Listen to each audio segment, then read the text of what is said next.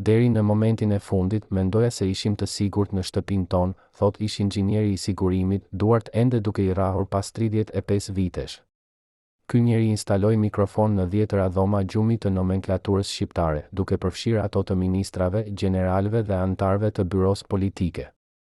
Çdo natë, ai dëgjonte biseda intime, sherr familjare dhe sekrete që mund të shkatëronin karriera të plota. Por ajo që e tronditi më shumë nuk ishin sekretet që zbuloi, por momenti kur kuptoi se edhe dhoma e tij ishte nën përgjim. Kadri Hasbiu kishte krijuar një sistem ku askush nuk ishte I sigurt, madje as ata që instaluan vetë mikrofonën. Çfarë e shtyu këtë njeri të ndërtoi një rrjet spionazhi kaq të gjerë? Dhe pse, në fund, ky sistem u kthye kundër tij? Në vitin 1973, Kadri Hasbiu u emërua ministër I brendshëm dhe mori kontrollin e plot të sigurimit të shtetit. Ishte një moment historik për shërbimin sekret shqiptar. Hasbiu nuk ishte thjesht një administrator, ai ishte një vizionar I kontrollit total. Brenda javëve të para, ai thiri një mbledhje të fshehtë me 15 inxhinier të zgjedhur me kujdes. Asnjë prej tyre nuk e dinte pse ishte thirrur. Kur hyn në sallën e errët të selisë së sigurimit në Tiranë, pan diçka që I bëri të ngrimin. Mbi tavolinë ishin shtrirë skema teknike, pajisje elektronike të huaja dhe një listë me 112 emra. Ishin emrat e elitës së partisë, njerëzit më të fuqishëm në Shqipëri. Hasbiu u tha atyre diçka që do të ndryshonte jetën e tyre përgjithmonë, nga sot ju do të jeni veshët e mi. Çdo fjalë që thuhet në shtëpitë e këtyre njerëzve do të kalojë nëpër duart tuaja. Asnjë sekret nuk do të mbetet I fshehur. Operacioni mori kodin dëgjuesi I natës. Ishte një emër poetik për një projekt të tmerrshëm. Inxhinierët u ndanë në ekipe të vogla, secila përgjegjëse për një zonë të caktuar të Tiranës. Ata punuan vetëm natën, kur rrugët ishin bosh dhe kur edhe fqinjet më vigjilent ishin në gjumë. Teknika ishte e sofistikuar për kohën. Mikrofonët ishin të vegjël, jo më të mëdhenj se një pull postare dhe instaloheshin brenda mureve, pas prizave elektrike, madje edhe brenda kornizave të fotografive familjare. Çdo pajisje ishte e lidhur me një transmetues që dërgonte sinjale në një stacion qendror përgjimi. Ky stacion ndodhej në një bunker nëntoksor pranë selisë së sigurimit, një vend që zyrtarisht nuk ekzistonte në asnjë hartë. Brenda këtij bunkeri punonin 24 operatorë në turne 12 orëshe, duke dëgjuar, regjistruar dhe transkriptuar çdo bisedë që kapej nga mikrofonët. Por instalimi I mikrofonëve nuk ishte I thjeshtë. Çdo shtëpi kishte karakteristikat e veta, çdo familje kishte rutinën e vet. Inxhinierët duhej të studiojnë për javë të tëra lëvizjet e familjeve të synuara. Kur dilnin për darkë, kur shkonin në pushim, kur ishin në mbledhje partijake. Një gabim I vogël mund të çonte në zbulim, dhe zbulimi do të thotë ekzekutim. Një nga inxhinierët, I cili sot jeton në fshehtësi jashtë Shqipërisë, tregon një histori që të ngrin gjakun. Në vitin 1974, ai u dërgua të instalonte mikrofona në shtëpinë e një antari të Komitetit Qendror. Shtëpia ishte e madhe, me 10 dhoma dhe një kopsht të gjerë.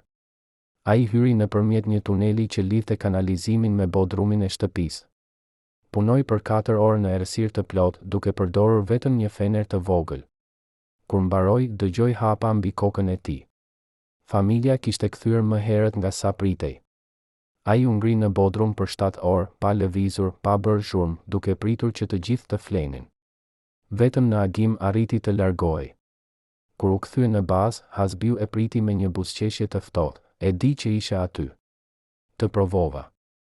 Nëse do të kishe dalë më herët, do të kishin ekzekutuar si tradhtar. Çfarë lloj njeriu ishte Kadri Hasbiu që krijoi një sistem kaq mizor? Ai lindi në vitin 1922 në Gjirokastër, në të njëjtën qytet si Enver Hoxha. Kjo lidhje gjeografike do të luante një rol vendimtar në karrierën e tij. Që në moshë të re, Hasbiu tregoi një inteligjencë të mprehtë dhe një aftësi për të manipuluar njerëzit. Gjatë luftës së dytë botërore, ai u bashkua me partizanët dhe u bë një nga komandantët më të rinj të ushtrisë çlirimtare. Por ajo që e veçoi nga të tjerët nuk ishte guximi në betejë, por aftësia e tij për të mbledhur informacion. Ai krijoi një rrjet informatorësh brenda vetë ushtrisë partizane, duke raportuar drejt për drejt te Enver Hoxha për çdo dyshim, çdo kritik, çdo shenjë pakënaqësie. Pas luftës, kur u krijua sigurimi I shtetit, Hasbiu ishte zgjedhja e natyrshme për të drejtuar operacionet e brendshme. Ai e kuptoi që fuqia e vërtet nuk vinte nga armët, por nga informacioni. Kush kontrollonte sekretet, kontrollonte shtetin. Në vitet 50, Hasbiu u dërgua në Bashkimin Sovjetik për trajnim të avancuar në teknikat e spionazhit. Atje ai mësoi nga KGB-ja, shërbimi më i frikshëm sekret në botë. Ai studioi metodat e përgjimit, teknikat e manipulimit psikologjik, mënyrat për të thyer rezistencën e të burgosurve pa lënë gjurmë fizike. Por ajo që e mahniti më shumë ishte sistemi i përgjimit masiv që sovjetikët kishin ndërtuar. Në Moskë, çdo apartament i nomenklaturës ishte nën përgjim. Çdo telefon ishte i kontrolluar. Çdo letër private lexohej para se të arrinte në adresë. Hasbiu u kthye në Shqipëri me një vizion, të krijonte një version edhe më të plotë të këtij sistemi. Në Bashkimin Sovjetik, përgjimi ishte i kufizuar nga madhësia e vendit dhe nga numri i madh i popullsisë. Por Shqipëria ishte e vogël, e izoluar, e kontrollueshme. Këtu, Hasbiu mund të realizonte atë që sovjetikët vetëm mund ta ëndërronin, përgjimin total të elitës. Kur mori kontrollin e Ministrisë së Brendshme, Hasbiu filloi të zbatoi planin e tij. Por ai e dinte që nuk mund të mbështetej vetëm tek teknologjia. Ai kishte nevojë për njerëz, për një ushtri të fshehtë informatorësh që do të plotësonin boshllëqet që mikrofonët nuk mund t'i mbulonin. Ai krijoi një sistem rekrutimi që ishte njëkohësisht i sofistikuar dhe i pamëshirshëm. Çdo qytetar shqiptar mund të bëhej informator, por jo të gjithë ishin të përshtatshëm. Hasbiu kërkonte njerëz me akses, me besueshmëri, me arsye për të bashkëpunuar. Shpesh, këta njerëz ishin ata që kishin diçka për të fshehur, një të kaluar familjare të dyshimt, një gabim të vogël në biografinë e tyre, një lidhje me dikë që ishte shpallur armik i popullit. Sigurimi i ofronte atyre një zgjedhje të thjeshtë, bashkëpuno ose vuaj pasojat. Shumica zgjodhen bashkëpunimin. Por rekrutimi i informatorëve ishte vetëm fillimi.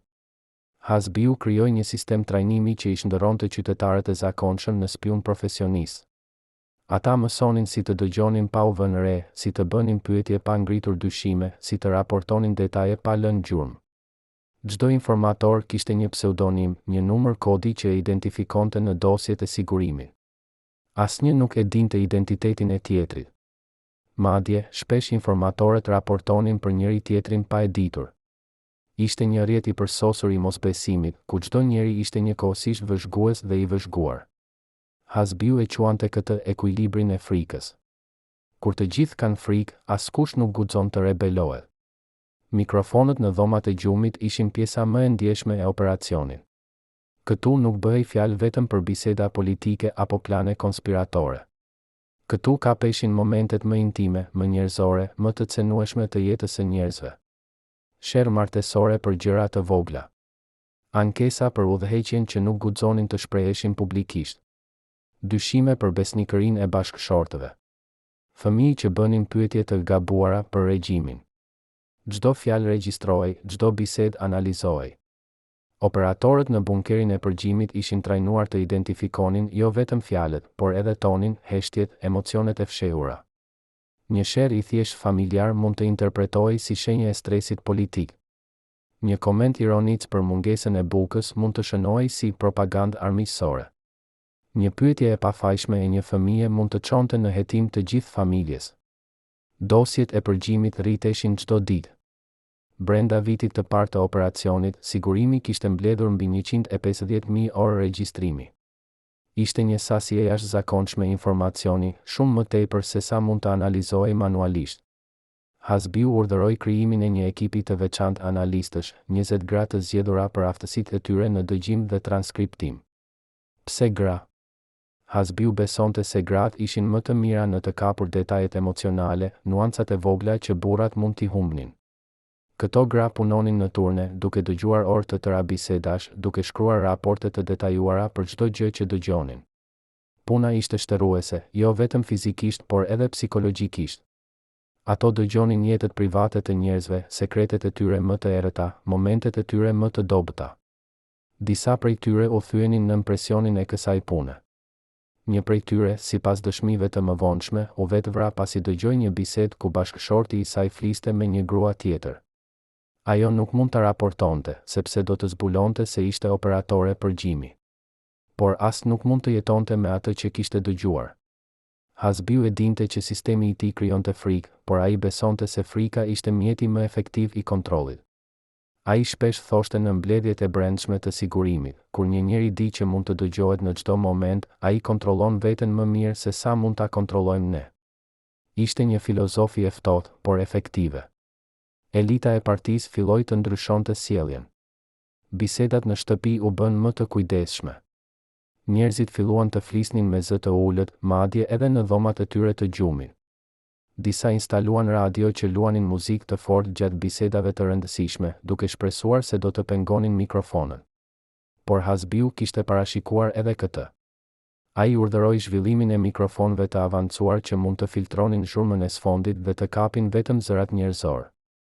Teknologjia po bëhej gjithnjë më e sofistikuar dhe mundësitë për t'i shpëtuar përgjimit po zvogëloheshin çdo ditë. Por jo të gjithë në sigurimin e shtetit ishin dakord me metodat e Hasbiu. Kishte oficer që besonin se përgjimi masiv po shkonte shumë larg, se po krijonte një atmosferë paranoje që mund të destabilizonte vetë regjimin. Një prej tyre ishte Feçor Shehu, zëvendësministër i brendshëm dhe njëri nga njerëzit më të besuar të Enver Hoxhës. Shehu kishte shprehur privatisht shqetësime për shkallën e përgjimit. Ai besonte se sigurimi duhet të fokusohej tek armiqtë e vërtet të regjimit, jo tek anëtarët e vetë nomenklaturës. Por Hasbiu e pa këtë si një kërcënim për pushtetin e tij. Ai filloi të mbledh dosje për Shehun, duke regjistruar çdo bisedë, çdo takim, çdo koment kritik. Brenda 6 muajve, Hasbiu kishte mbledhur mjaft material për të akuzuar Shehun si element dyshimtar. Por ai nuk veproi menjëherë. Ai priti momentin e duhur, kur Shehu do të bënte një gabim të vogël, një koment të pakujdesshëm që mund të interpretohej si tradhti. Ai moment erdhi në vitin 1976, kur Shehu kritikoi publikisht një vendim të byros politike. Hasbiu e raportoi menjëherë te Hoxha, duke paraqitur dosjen e plotë të përgjimeve. Shehu u arrestua brenda 24 orëve dhe u dënua me 10 vjet burg. Mesazhi ishte i qartë, askush nuk ishte i paprekshëm, madje as ata që ishin në krye të sigurimit. Çfarë ndodhte me informacionin që mblidhej nga mikrofonët? Kush e lexonte? Kush vendoste se çfarë ishte e rëndësishme dhe çfarë jo? Hasbiu kishte krijuar një sistem hierarkik të rreptë. Raportet e përditshme lexoheshin nga analistët që i kategorizonin në 3 nivele, të gjelbër për informacion rutin, të verdhë për informacion të dyshimt dhe të kuq për informacion urgjent që kërkonte veprim të menjëhershëm. Raportet e kuqe shkojnë drejt për drejt te Hasbiu, i cili i lexonte personalisht çdo mëngjes. Ai kalonte 4 deri në 5 orë çdo ditë duke lexuar transkriptet e bisedave të përgjuara. Ishte një punë e lodhshme, por Hasbiu e konsideronte thelbësore. Ai besonte se detajet e vogla, ato që të tjerët mund t'i injoronin, shpesh ishin më të rëndësishme. Një koment i rastësishëm mund të zbulonte një komplot. Një heshtje e pazakont mund të tregonte frikë. Një shaka mund të fshinte një kritikë serioze. Por edhe Hasbiu nuk mund t'i lexonte të gjitha. Vëllimi i informacionit ishte thjesht shumë i madh. Kështu që ai krijoi një ekip të veçantë prej 8 oficerëve, të cilët ai i quante veshët e mi. Këta oficer kishin akses në të gjitha përgjimet dhe ishin përgjegjës për të identifikuar modelet, tendencat, lidhjet e fshehura midis njerëzve. Ata punonin në një dhomë të veçantë në bunker, të izoluar nga pjesa tjetër e stafit. Asnjë nuk fliste për punën e tyre, madje as me familjet e tyre. Ata jetonin në një botë të fshehtë, ku çdo ditë zbulonim sekrete të reja, por nuk mund t'i ndanim me askën. Disa prej tyre, sipas dëshmive të mëvonshme, u çmendën nga presioni psikologjik. Një prej tyre u gjeti vdekur në zyrën e tij në vitin 1980, me një shënim që thoshte vetëm, nuk mund të dëgjoj më. Ndërsa vitet kalonin, sistemi i Hasbiut u bë gjithnjë më i gjerë dhe më i sofistikuar. Në vitin 1980, pothuajse çdo shtëpi e nomenklaturës ishte nën përgjim. Por Hasbiu nuk u ndal aty. Ai filloi të zgjeronte operacionin edhe jashtë Tiranës, në qytetet e mëdha si Shkodra, Durrësi, Vlora.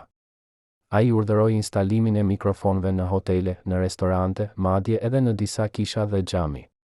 Askund nuk ishte i sigurt. Çdo bisedë mund të dëgjohej, çdo sekret mund të zbulohej.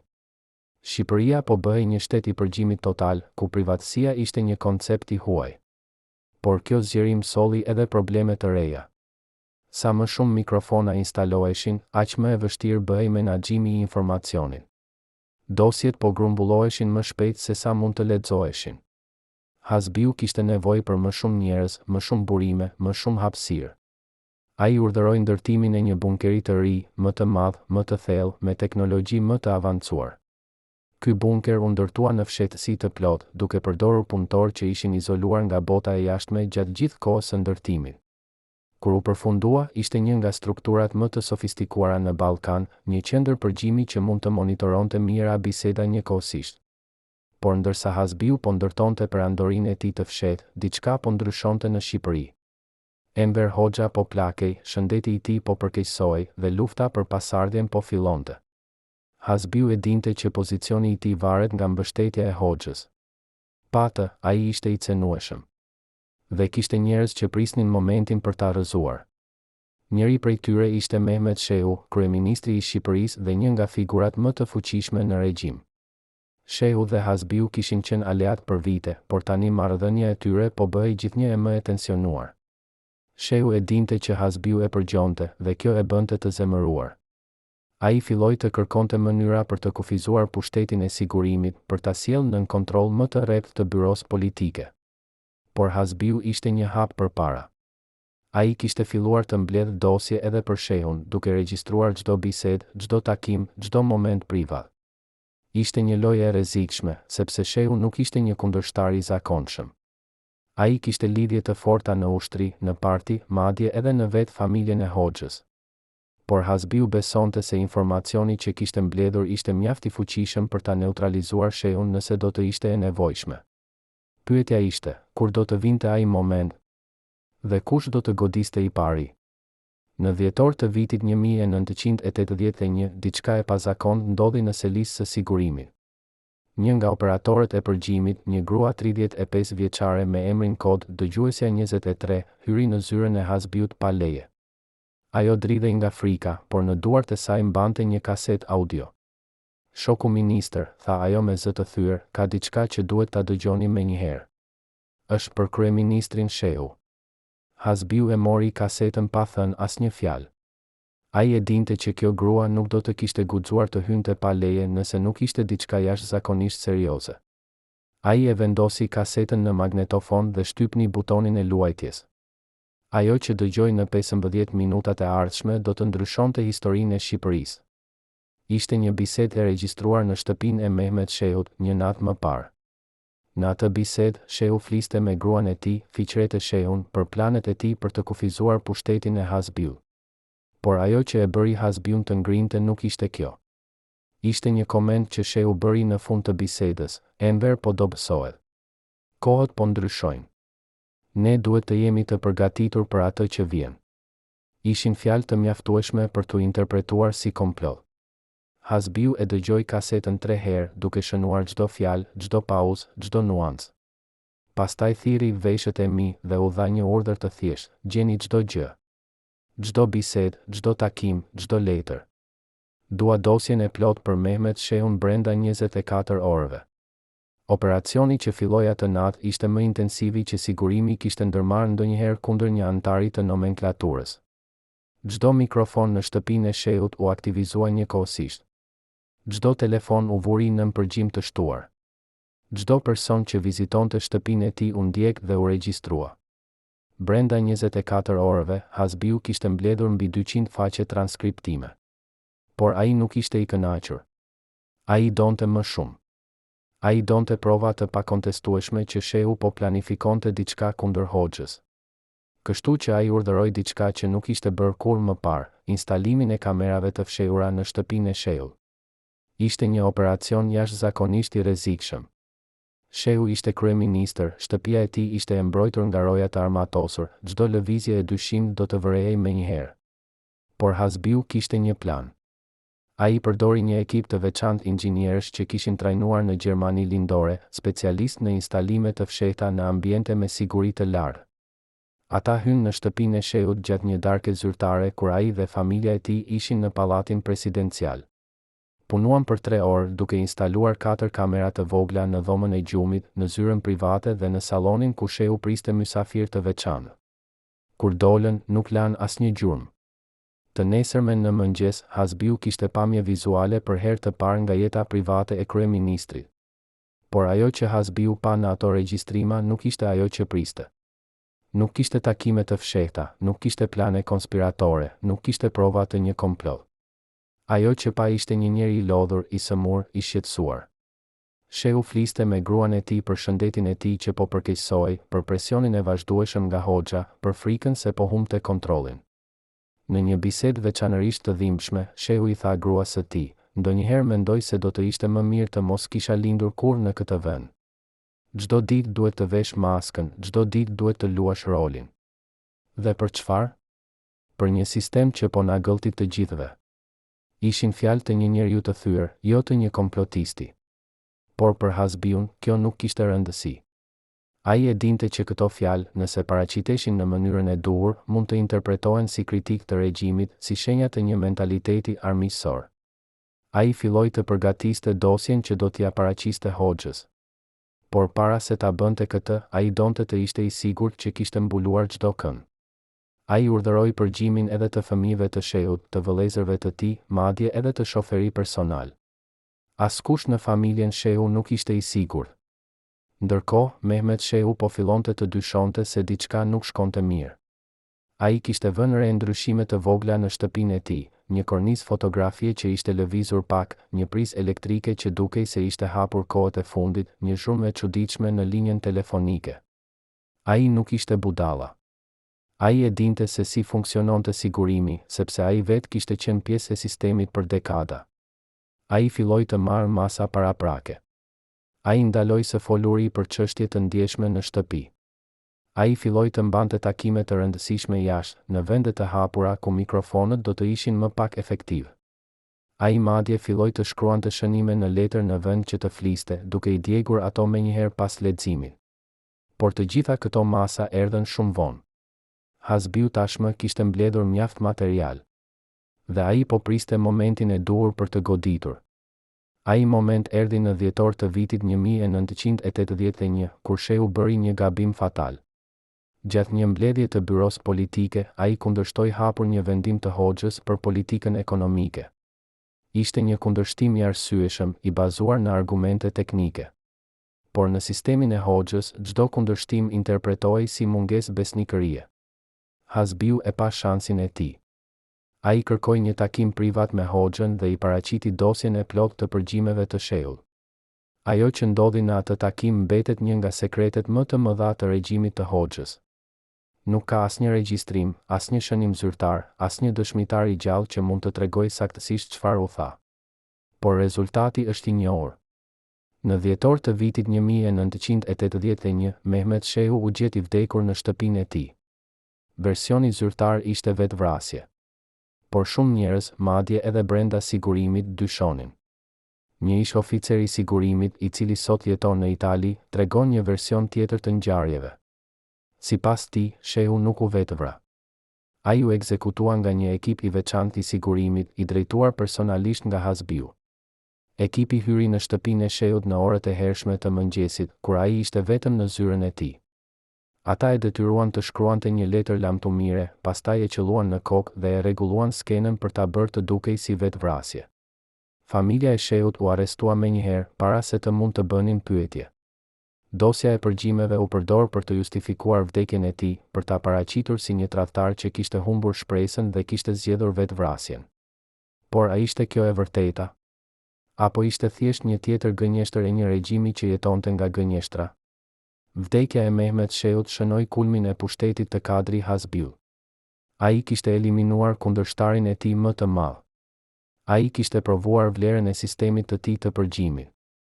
Ai ishte bërë njeriu më i frikshëm në Shqipëri pas Enver Hoxhës. Por kjo fitore do të ishte edhe fillimi i fundit të tij. Sepse në eliminimin e Shehut, Hasbiu kishte bërë një gabim fatal, ai kishte treguar sa i fuqishëm ishte sistemi i tij. Dhe kjo e bëri vetë Hoxhën të fillonte të shqetësohej. Nëse Hasbiu mund të mbledhte mjaft informacion për të rrëzuar kryeministrin, çfarë e pengonte atë të bënte të njëjtën gjë me vetë Hoxhën? Kjo pyetje filloi të torturonte Hoxhën në muajt e fundit të jetës së tij. Ai filloi të dyshonte për Hasbiun, të shite komplote kudo, të friksohej nga vetë sistemi që ai kishte krijuar. Dhe në një regjim ku dyshimi ishte i barabartë me fajsin, Hasbiu po bëhej një problem që duhej zgjidhur. Por para se Hoxha të vepronte kundër Hasbiut, ai donte të ishte i sigurt që e kishte kuptuar plotësisht shkallën e sistemit të përgjimit. Ai urdhëroi një hetim të fshehtë, të kryer nga një grup oficerësh të sigurimit që nuk ishin pjesë e rrjetit të Hasbiut. Ky grup, i koduar si ekipi i pavarur, filloi të hetonte vetë sigurimin. Ata zbuluan gjëra që madje edhe Hoxha nuk i kishte imagjinuar. Zbuluan që Hasbiu kishte instaluar mikrofona jo vetëm në shtëpitë e nomenklaturës, por edhe në zyrat e byros politike, në sallat e mbledhjeve të Komitetit Qendror, madje edhe në disa dhoma të vetë rezidencës së Hoxhës. Zbuluan që Hasbiu kishte krijuar një arkiv paralel të fshehtë nga pjesa tjetër e sigurimit, ku mbante dosjet më të ndjeshme.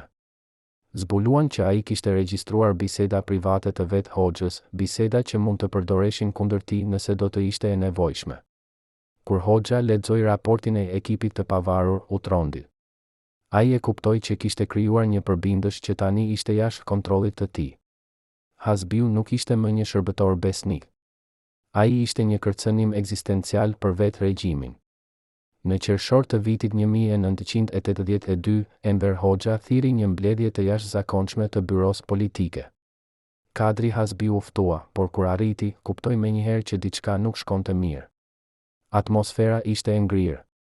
Askush nuk e shikoi në sy. Hoxha filloi mbledhjen me një fjalim të gjatë për tradhtim, për ata që abuzojnë me pushtetin, për rëndësinë e besnikërisë ndaj partisë. Pastaj, pa asnjë paralajmërim, ai u kthye nga Hasbiu dhe tha: "Kadri, ti ke ndërtuar një perandëri të fshehtë brenda shtetit ton. Ti ke përgjuar shokët e tu, ke mbledhur sekrete për të gjithë, ke krijuar një sistem ku ti je i vetmi që di gjithçka. Por ka një gjë që ti nuk e di, unë e di çfarë ke bërë. Dhe tani do të paguash për këtë." Hasbiu u përpoq të mbrojë, të shpjegonte që gjithçka kishte bërë ishte për sigurinë e regjimit, për mbrojtjen e Hoxhës. Por Hoxha nuk donte të dëgjonte. Ai urdhëroi arrestimin e menjëhershëm të Hasbiut. Brenda orëve, njeriu që kishte qenë më i fuqishmi në sigurimin e shtetit ishte në qeli, duke pritur gjykimin që do ta dënonte me vdekje. Por historia nuk përfundon këtu. Sepse kur Hasbiu u arrestua, filloi një garë e çmendur për të kontrolluar arkivat e tij. Të gjithë e dinin që ato arkiva përmbanin sekrete që mund të shkatërronin karriera, familje, madje edhe vetë regjimin. Hoxha urdhëroi që të gjitha dosjet e Hasbiut të sekuestroheshin dhe të sillneshin në rezidencën e tij. Por kur oficerët e sigurimit shkuan në bunkerin e fshehtë ku Hasbiu mbante arkivat e tij, zbuluan diçka të frikshme, shumica e dosjet mungonin. Dikush i kishte marrë para tyre. Por kush? Dhe ku ishin tani? Kjo pyetje do të torturonte regjimin e Hoxhës për vitet e mbetura. Disa besonin që Hasbiu kishte krijuar një sistem sigurie ku dosjet automatikisht transferoheshin në një vend tjetër nëse ai arrestohej. Të tjerë besonin që kishte një grup besnikësh brenda sigurimit që kishin vjedhur dosjet për t'i përdorur si mjet shantazhi. Të tjerët ende besonin që dosjet ishin djegur nga vetë Hasbiu në ditët para arrestimit të tij, kur ai ndjente që fundi po afrohej. E vërteta nuk u zbulua kurrë. Dhe kjo e bëri situatën edhe më të frikshme. Sepse tani, çdo antar i nomenklaturës jetonte me frikën që dosja e tij mund të ishte diku atje jashtë, në duart e dikujt që priste momentin e duhur për ta përdorur. Gjykimi i Kadri Hasbiut u mbajt në shtator të vitit 1983. Ishte një gjykim i mbyllur, pa gazetar, pa publik, vetëm me një grup të zgjedhur antarësh të partisë. Akuzat ishin të shumta: abuzim me pushtetin, krijim i një shteti brenda shtetit, përgjim i paligjshëm i udhëheqjes, madje edhe përfshirje në vrasjen e Mehmet Sheul. Hasbiu mohoi të gjitha akuzat. Ai tha që gjithçka kishte bërë ishte me urdhër të Hoxhës, që ai kishte qenë vetëm një ekzekutues besnik i vullnetit të partisë. Por askush nuk e besoi. Ose më sakt, askush nuk guxoi ta besonte. Sepse nëse Hasbiu thoshte të vërtetën, atëherë vetë Hoxha ishte përgjegjës për të gjitha krimet e sigurimit. Dhe kjo ishte një e vërtetë që regjimi nuk mund ta pranonte. Hasbiu u dënua me vdekje dhe u ekzekutua në tetor të vitit 1983. Por edhe në vdekje, ai la pas një trashëgimi që do të torturonte Shqipërinë për dekada. Sistemi i përgjimit që ai kishte krijuar vazhdoi të funksiononte edhe pas vdekjes së tij. Mikrofonët mbetën në mure. Dosjet, ato që mbetën, vazhduan të përdoreshin për shantazh dhe kontroll. Dhe frika, ajo frikë e thellë që dikush mund të dëgjojë, mbeti në zemrat e shqiptarëve për shumë vite pas rënies së regjimit. Sot, më shumë se 30 vjet pas rënies së komunizmit, shumë nga sekretet e Hasbiut mbeten të panjohura. Arkivat e sigurimit janë hapur pjesërisht, por shumë dosje ende mungojnë. Disa besojnë që ato u shkatëruan në kaos e viteve 90. Të tjerë besojnë që ato janë fshehur nga ish oficer të sigurimit që i përdorin për qëllime personale. Të tjerët ende besojnë që ato janë në duart e shërbimeve të huaja të inteligjencës, të mbledhura gjatë kaosit të tranzicionit. Por pavarësisht se ku janë, një gjë është e sigurt, sekretet që kadri Hasbiu mblodhi vazhdojnë të kenë fuqi edhe sot. Sepse në ato dosje nuk ka vetëm histori të së kaluarës. Ka emra, ka lidhje, ka sekrete që lidhin të kaluarën me të tashmen. Dhe në një vend si Shqipëria, ku e kaluara nuk vdes kurrë plotësisht, këto sekrete mbeten një armë e fuqishme në duart e atyre që i zotërojnë. Por ndoshta pyetja më e rëndësishme nuk është se ku janë dosjet, por çfarë na mësojnë ato për natyrën e pushtetit dhe kontrollit. Kadri Hasbiu ndërtoi një sistem që ishte i përsosur në teori, përgjim total, kontroll total, frikë totale. Por në fund, ky sistem u shkatërrua nga vetë logjika e tij. Sepse kur të gjithë janë nën përgjim, askush nuk është i sigurt, madje as ai që kontrollon sistemin. Kur frika bëhet universale, ajo nuk është më një mjet kontrolli, por një forcë kaotike që mund të shkatërrojë gjithçka. Hasbiu e kuptoi këtë shumë vonë, kur ishte tashmë në qeli duke pritur ekzekutimin. Në një nga bisedat e fundit me hetuesin e tij, ai tha diçka që duket profetike: "Unë ndërtova një makinë të përsosur për të kontrolluar njerëzit. Por harrova një gjë, makina nuk bën dallim midis armiqve dhe miqve. Ajo thjesht gëlltit gjithçka në rrugën e saj. Dhe në fund, më gëlltiti edhe mua." A ishte kadri Hasbiu një gjenius i lig apo thjesht një produkt i sistemit që e krijoi? A ishte ai një njeri që besonte sinqerisht se po mbrojte regjimin, apo ishte thjesht një oportunist që përdori frikën për të ndërtuar pushtetin e tij personal? Këto janë pyetje që historianët ende debatojnë. Por ajo që është e qartë është që trashëgimia e tij vazhdon të jetojë. Në çdo vend ku qeveritë përdorin teknologjinë për të monitoruar qytetarët e tyre, në çdo sistem ku privatësia sakrificohej në emër të sigurisë, në çdo shoqëri ku frika përdoret si mjet kontrolli, ne shohim hijen e kadri Hasbiu. Sistemi që ai ndërtoi në Shqipërinë e vogël të viteve 70 dhe 80 ishte një eksperiment në kontroll total.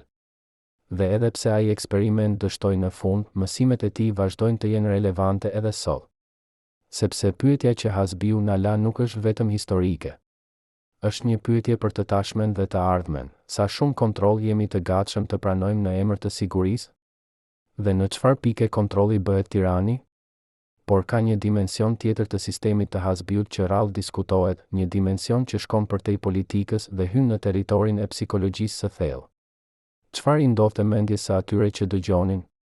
Operatorët e përgjimit, analistët, transkriptuesit, njerëzit që kalonin orë të tëra çdo ditë duke dëgjuar jetët private të tjerëve. Një ish operatore, e cila sot jeton në Greqi nën identitet të ndryshuar, pranoi së fundmi të flasë për herë të parë. Ajo tregon një histori që të ngrin gjakun. Pas 6 muajsh pune, thot ajo, fillova të ëndërroja zërat që dëgjoja gjatë ditës. Në gjumë, dëgjoja sherret, të qarat, sekretet. Nuk mund të dalloja më ku mbaronte puna dhe ku fillonte jeta ime. Një natë u zgjova duke qarë, sepse kisha ndëruar që po dëgjoja veten time duke folur dhe dikush tjetër po shkruante çdo fjalë që thoja. Kjo grua nuk ishte e vetme. Shumë operatorë zhvilluan çrregullime psikologjike serioze. Disa filluan të flisnin vetëm me pëshpëritje, edhe kur ishin vetëm. Të tjerë zhvilluan paranoja kronike, duke besuar se edhe ata vetë ishin në përgjim konstant. Dhe kishin të drejtë të shqetësoheshin. Sepse Hasbiu kishte instaluar mikrofona edhe në shtëpitë e vetë operatorëve të tij.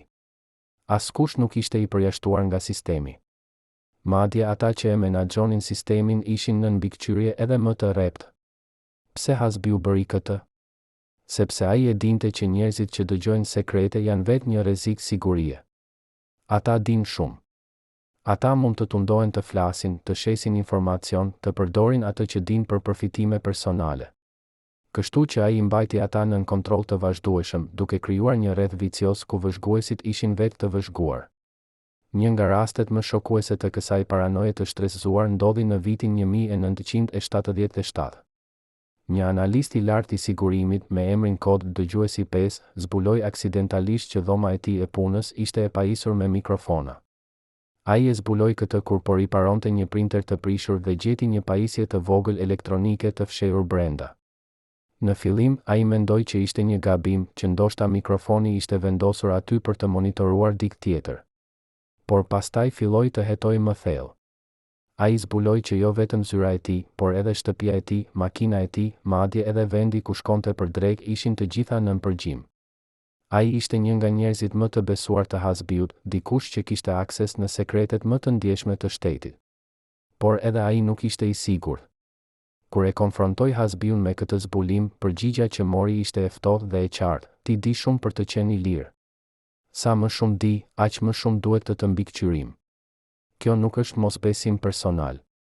Është thjesht logjik e sistemit." Dëgjuesi 5 u largua nga ajo takim i shkatëruar. Ai kuptoi që kishte hyrë në një burg të padukshëm nga i cili nuk kishte dalje. Ai mund të largohej nga puna, por sekretet që dinte do të mbeteshin me të përgjithmonë. Dhe Hasbiu nuk do ta linte kur të jetonte në paqe me ato sekrete. 3 muaj më vonë, dëgjuesi 5 u gjeti vdekur në apartamentin e tij. Versioni zyrtar ishte sulm në zemër. Por kolegët e tij dyshonin. Një prej tyre, i cili më vonë iku nga Shqipëria, thotë: "Ne të gjithë e dinim se çfarë kishte ndodhur. Por askush nuk guxoi të flasë. Sepse të gjithë e dinim që mund të ishim të radhës." Ndërsa sistemi i Hasbiut po zgjerohej, po ndryshonte edhe natyra e informacionit që mblidhej.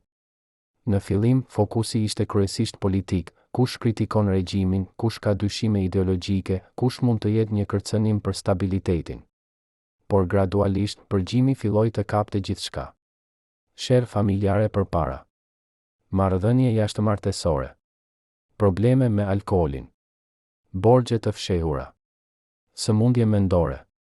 Çdo dobësi njerëzore, çdo sekret personal, çdo moment i turpshëm regjistrohej dhe arkivohej. Pse? Sepse Hasbiu kishte kuptuar diçka thelbësore: kontrolli më efektiv nuk vjen nga frika e dënimit politik, por nga frika e ekspozimit personal. Një njeri mund të jetë gati të vuajë për besimet e tij politike. Por shumë pak njerëz janë gati që sekretet e tyre më intime të bëhen publike. Një marrëdhënie e fshehtë, një varësi nga bixhozi, një orientim seksual i fshehur, këto ishin armët më të fuqishme në duart e sigurimit. Sepse këto nuk ishin thjesht informacion. Ishin mjete shantazhi që mund të përdoreshin për të kontrolluar sjelljen e njerëzve në mënyra shumë më efektive se sa kërcënimet politike. Një rast i dokumentuar mirë ilustron këtë taktik në mënyrë të frikshme. Në vitin 1979, një inxhinier i lartë në Ministrinë e Industrisë filloi të shprehë dyshime për disa vendime ekonomike të regjimit. Ai nuk ishte një disident, nuk kishte lidhje me opozitën, thjesht kishte shqetësime profesionale për disa projekte që ai besonte se ishin të dëmshme për ekonominë. Sigurimi filloi ta monitorojë. Por në vend që ta arrestoj apo ta kërcënoj drejt për drejt, ata filluan të mbledhin informacion për jetën e tij private. Brenda 3 muajsh, ata zbuluan që ai kishte një marrëdhënie të fshehtë me një grua të martuar, kolegja e tij në ministri. Ata regjistruan takimet e tyre, bisedat e tyre intime, madje edhe momente seksuale. Pastaj, një ditë, ai u thirr në një takim në selinë e sigurimit. Atje, një oficer i tregoi një dosje të trashë me fotografi, transkriptime dhe regjistrima audio. "Ne nuk kemi asgjë kundër teje politikisht," i tha oficeri. "Por kjo informacion do të ishte shumë interesante për bashkëshorten tënde, për familjen e gruas tjetër, për kolegët e tu në ministri. Imagjino çfarë do të ndodhte nëse kjo do të bëhej publike." Mesazhi ishte i qartë: hesht, ose jeta jote do të shkatërohet. Inxhinieri nuk foli kur më për shqetësimet e tij ekonomike. Ai vazhdoi të punojë në heshtje për 20 vjet të tjera, duke jetuar me frikën konstante që sekreti i tij mund të ekspozohet në çdo moment. Por sistemi i Hasbiut nuk ishte vetëm për kontroll. Ai ishte edhe një burim i madh të fuqisë personale dhe pasurimit. Informacioni që mblidhej nuk përdorej vetëm për qëllime shtetërore. Ai përdorej edhe për përfitime private. Oficerë të caktuar të sigurimit filluan të përdorin informacionin që kishin për të shantazhuar njerëz për para, për favore, për përfitime materiale.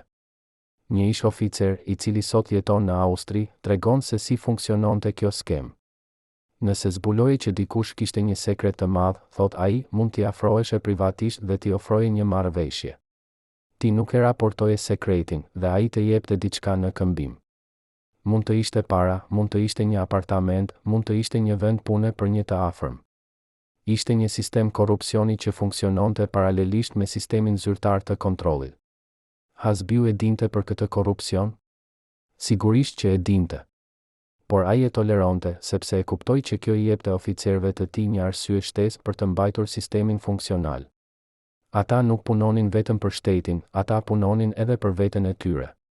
Dhe kjo i bënte edhe më të motivuar për të mbledhur sa më shumë informacion të mundshëm. Por ndërsa korrupsioni po përhapej, po krijoheshin edhe ndarje brenda vetë sigurimit. Kishte oficerë që besonin se sistemi po shkonte shumë larg, që po humbte fokusimin e tij politik dhe po bëhej thjesht një makinë shantazhi. Kishte të tjerë që mendonin se Hasbiu po grumbullonte shumë pushtet personal dhe po bëhej një kërcënim për ekuilibrin e regjimit. Dhe kishte edhe ata që thjesht ishin të lodhur, të shkatëruar psikologjikisht nga puna që bënin çdo ditë. Në vitin 1980, një grup prej 7 oficerësh të sigurimit u takuan në fshehtësi për të diskutuar mundësinë e një reformimi të sistemit. Ata nuk donin ta shkatëronin sistemin, por donin ta bënin më të kontrolluar, më të fokusuar, më pak të korruptuar. Ata shkruan një memorandum të fshehtë që i dërguan Enver Hoxhës, duke anashkaluar Hasbiun. Në atë memorandum, ata detajuan abuzimet që po ndodhnin, korrupsionin që po përhapej dhe rrezikun që sistemi po bëhej një forcë e pavarur që mund të kërcënonte vetë regjimin. Ishte një veprim i guximshëm, por edhe fatal. Sepse Hasbiu kishte njerëzit e tij kudo, madje edhe në rreth e ngushtë të Hoxhës. Ai mësoi për memorandumin brenda 24 orëve. Dhe reagimi i tij ishte i shpejtë dhe i pamëshirshëm. Brenda një jave, të 7 oficerët u arrestuan. Akuza zyrtare ishte krijimi i një grupi konspirativ brenda sigurimit me qëllim minimin e autoritetit të shtetit. Ishte një akuzë absurde, sepse këta njerëz kishin shërbyer besnikërisht për dekada. Por në logjikën e Hasbiut, çdo kritik e sistemit ishte një akt tradhtie. Gjykimi i tyre u mbajt në fshehtësi absolute. Asnjë prej tyre nuk u lejua të flasë publikisht. Dëshmitë e tyre u mblodhen nën torturë. Dhe në fund, të gjithë u dënuan me burgim të gjatë. 3 prej tyre vdiqën në burg brenda 5 vitesh. Të tjerët u liruan vetëm pas rënies së regjimit, njerëz të thyrë, të shkatëruar që nuk flisnin kurrë më për atë që kishin përjetuar. Por historia e tyre u bë një legjendë e errët brenda sigurimit. Ajo u përdor si një paralajmërim për çdo oficer që mund të kishte dyshime. Mos u përpiq të reformosh sistemin, sepse sistemi do të gëlltisë.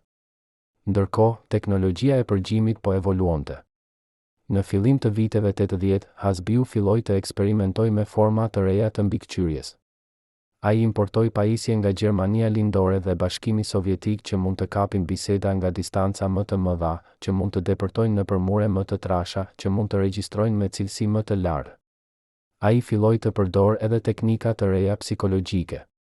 Për shembull, ai zbuloi që nëse një person e dinte që ishte në përgjim, sjellja e tij ndryshonte në mënyra që mund të ishin edhe më zbulues se sa bisedat e tij spontane. Kështu që në disa raste, sigurimi qëllimisht i linte njerëzit të zbulon se ishin në përgjim, vetëm për të parë si do të reagojnë. A do të bëheshin më të kujdesshëm? A do të përpiqeshin të fshinin diçka? A do të ndryshonin rutinën e tyre? Çdo reagim jepte informacion të vlefshëm. Ishte një lojë sofistikuar psikologjike ku vetë ndërgjegjja e përgjimit bëhej një mjet kontrolli. Por ndoshta aspekti më i frikshëm i sistemit të Hasbiut nuk ishte teknologjia, por dimensioni njerëzor. Ai kishte krijuar një shoqëri ku besimi ishte bërë i pamundur. Bashkëshortët dyshonin për njëri tjetrin. Prindërit kishin frikë nga fëmijët e tyre. Miqt nuk mund të flisnin lirshëm me njëri tjetrin. Çdo bisedë, çdo takim, çdo moment privat ishte i ngjyrosur nga mundësia që dikush mund të dëgjonte, dikush mund të raportonte, dikush mund të përdorte atë që dëgjonte kundër teje. Kjo krijoi një lloj izolimi psikologjik që ishte ndoshta më e dhimbshme se sa vetë represioni fizik. Njerëzit jetonin në një gjendje konstante të vetë censurës, duke filtruar çdo fjalë, duke kontrolluar çdo emocion, duke fshehur çdo mendim që mund të konsiderohej i dyshim. Një psikolog që studioi efektet e kësaj periudhe e përshkruan si vrasje e ngadaltë e shpirtit. Njerëzit nuk vriteshin fizikisht, por diçka thelbësore brenda tyre po vdiste, aftësia për t'u besuar, për të qenë të sinqertë, për të jetuar pa frikë. A e kuptoi Hasbiu dëmin që po shkaktonte? A kishte ai momente dyshimi, momente ku pyeste veten nëse kishte shkuar shumë larg? Një nga sekreterët e tij personal, i cili punoi pranë tij për 8 vjet, tregon një episod që ndoshta jep një përgjigje. Ishte një mbrëmje e vonë në vitin 1980. Hasbiu kishte punuar gjithë ditën, duke lexuar raporte, duke dëgjuar regjistrima, duke marrë vendime për fatin e njerëzve. Sekreteri hyri në zyrë për t'i sjellë një dokument urgjent dhe e gjeti Hasbiun duke qarë. Ishin lot të heshtur, që rrjedhin nga syt pa zë, pa dridhje. Kur e pa sekreterin, Hasbiu i fshiu shpejt lotët dhe tha me zë të ftohtë, mos thuaj kur askujt atë që pe. Nëse flet do të vras me duart e mia. Sekreteri doli pa thënë asnjë fjalë. Ai nuk e kuptoi kur sepse Hasbiu po qante atë natë. Ishte pendim? Ishte lodhje? Ishte frika nga ajo që kishte krijuar? Apo ishte thjesht një moment dobësie njerëzore në një njeri që kishte kaluar dekada duke u përpjekur të mos ishte njeri? Ne nuk do ta dim kurrë. Por ajo që dim është që të nesërmen, Hasbiu vazhdoi punën e tij sikur asgjë nuk kishte ndodhur. Sistemi vazhdoi të funksionojë. Mikrofonët vazhduan të dëgjojnë. Dhe njerëzit vazhduan të jetonin në frikë. Çfarë mësimesh mund të nxjerrim nga kjo histori e errët? Si mund të kuptojmë një njeri që krijoi një sistem kaq mizor, por që ndoshta vetë vuante nga pesha e atij sistemi? Këto janë pyetje që nuk kanë përgjigje të lehta. Por ajo që është e qartë është që Kadri Hasbiu nuk ishte thjesht një njeri i ligë. Ai ishte një produkt i një sistemi që vlerësonte kontrollin mbi gjithçka tjetër, që besonte se fundi justifikonte mjetet, që e shihte njeriun jo si qëllim në vetvete, por si mjet për arritjen e qëllimeve të shtetit. Në këtë kuptim, Hasbiu ishte një shembull i përsosur i asaj që filozofi Hannah Arendt të quajti banaliteti i së keqes, jo një përbindësh, por një burokrat që zbatonte logjikën e një sistemi të çmendur me efikasitet të ftohtë. Dhe kjo ndoshta është mësimi më i frikshëm, që krimet më të mëdha nuk kryhen gjithmonë nga njerëz të këqij, por shpesh nga njerëz të zakonshëm që pranojnë logjikën e sistemeve të këqija.